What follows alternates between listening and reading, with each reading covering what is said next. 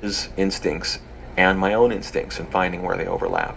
And I know that sounds kind of obscure, but that's really what the process is all about, because the bottom line is that you can't do music in a film that the director doesn't buy into. That's just the way it is. It doesn't matter how much you love it.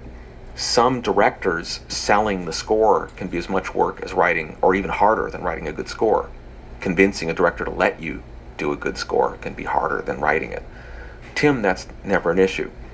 But finding what it is for both of us can, it takes work. And I, like Tim, I also have a very clear area that I will and won't go in. There's stuff that I simply cannot do, and there's stuff that I can. And I'm very clear about it. It's like, no, I can't go there. And if a director wants me to move into certain areas and it's not the kind of music I like, I won't do it. Or if it's music that sounds like somebody else's music that's in a temp track, I won't do it.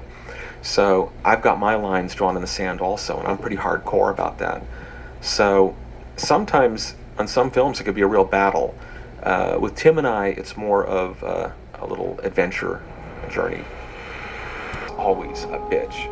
I mean, it's just writing dense, tight action music is just so time consuming. There's no quick way to do it. I'm constantly amazed when I'm in the middle of a sequence. I've been going for hours and blocking out this section of this section of this scene, catching this and this and this. And I'll look at how much have I written. God, it feels like I've written about 40 seconds. And I'll see like 14.5 seconds of music. And I go, oh, Christ. That is the hardest part, especially in a movie like Planet of the Apes. I knew that when I got to the last 20 minutes, 25 minutes of the movie, it was almost solid music, and a lot of it was action music. And so I had to be really ready for that, because you can't just go quickly through it. You have to catch everything. You have to define everything. So I knew that would be hard. It's always hard, always will be hard. I mean, I'm at the point now where if I'm looking at a action movie that another composer has done, like Jerry Goldsmith, and I'm hearing a great, well worked out, detailed sequence, I'll get exhausted just listening to the score, watching it, knowing how much work went into writing that sequence. I didn't even do it, and I'm exhausted listening to it. I remember thinking that in a couple of Jerry's scores. But the heavy, big sequences are really hard, and the main titles, those key, very exposed scenes, I put a lot of energy into. I want to get it just right. And so I could put as much work into a 2.5-minute main title as I'll put into 20 minutes of score once I actually get into it. Orchestral music, which is to me the equivalent of adult contemporary music. It's like the kind of pop music I hear on the radio that makes me want to go on a tri-state killing spree. Well, I have the same reaction to certain types of film music. It hits me that way. It hits me like adult contemporary film music. I'm hearing it the first time, and I can already follow where the chords are going to go before I've even got there, and it's the first time I'm hearing it. There's a problem. And there's certain type of mock romantic, mock whimsical, mock heroic type of things that have been used so often and to death that they're interchangeable. I could take that score and put it in 20 other films released over the last 2 years, and it'll work over any of them. And when it starts getting that type of generic quality to it, it drives me crazy. And so if I feel like I'm being pushed into that arena, that's again where I have to say, I cannot go there, because I will kill you before we reach the end of this project, or you will kill me, but we won't both survive this thing. It's just it's like anything. There's a certain point where you got to define what you want to do in life and what you want to do. I still consider it an art, even though sometimes it's as much of a craft as an art. There still is some art somewhere in there. And if I start to lose that feeling and that connection, it's just a horrible feeling. And I've been there, and I don't like it. Spots for me were the first charge of the apes. I really enjoyed that. And then right in the middle of this charge battle sequence, I was able to switch tempos really suddenly and go to pure percussion, and that whole sequence was great fun. when the humans are kind of charging through the camp. Again, I got to pull out a lot of percussion and stuff.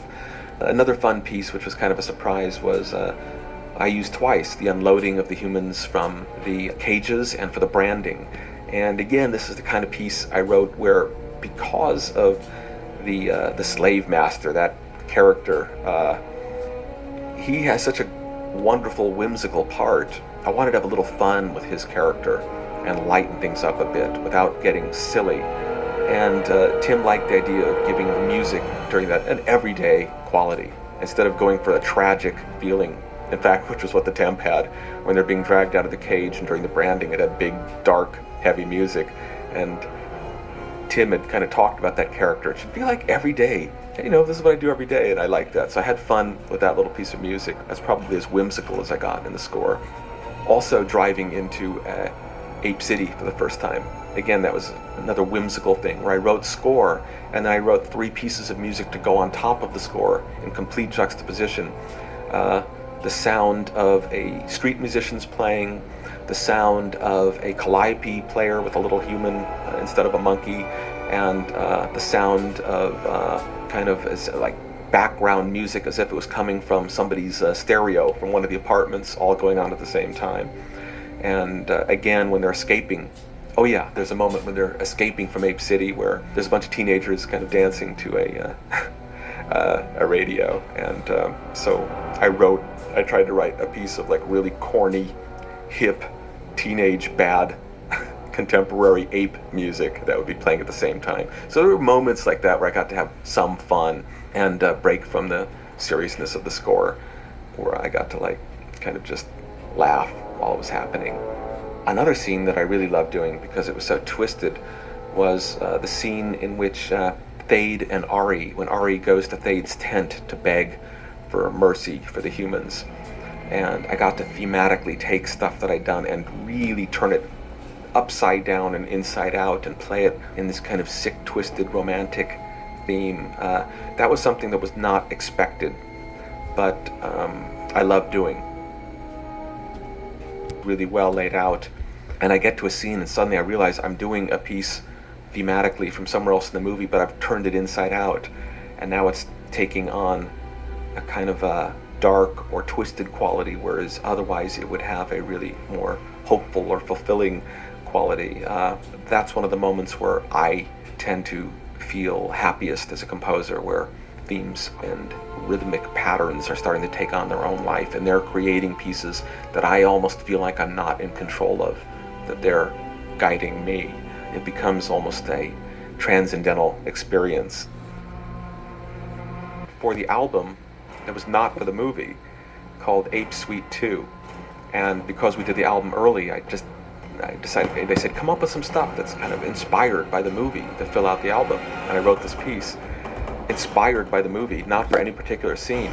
And it ended up in the movie. Tim Sorry, interrupted. liked it so much, he cut it into an action piece in the middle of another cue that I'd written. And I know he was like worried what I'd think, because afterwards he was looking at me like, oh God, like that. And I told him, I said, that worked so well. I'm so glad you used that. I really love that piece. But what's funny is that it's used as score, and the way it was cut in, it's catching all this action. I was like amazed, because it really looked as if I'd written it for that particular little chunk of score. It was cut in very well.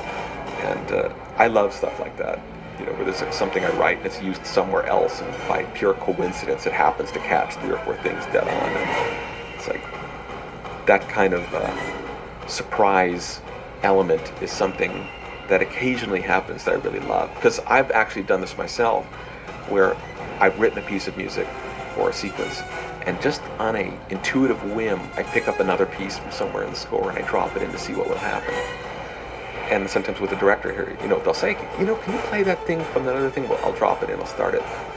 And I go, oh my God, it'll just happen to catch like 6 things dead on. And it's so funny, I'll be laughing because it's such a ridiculous coincidence. But I like to be open to those types of unplanned things, because even though it was unplanned, it wasn't unplanned in a weird way, in some unconscious way. I was writing for a piece of movie before I got there, and it ended up fitting. So at that point, it's not like I hadn't started the score. I was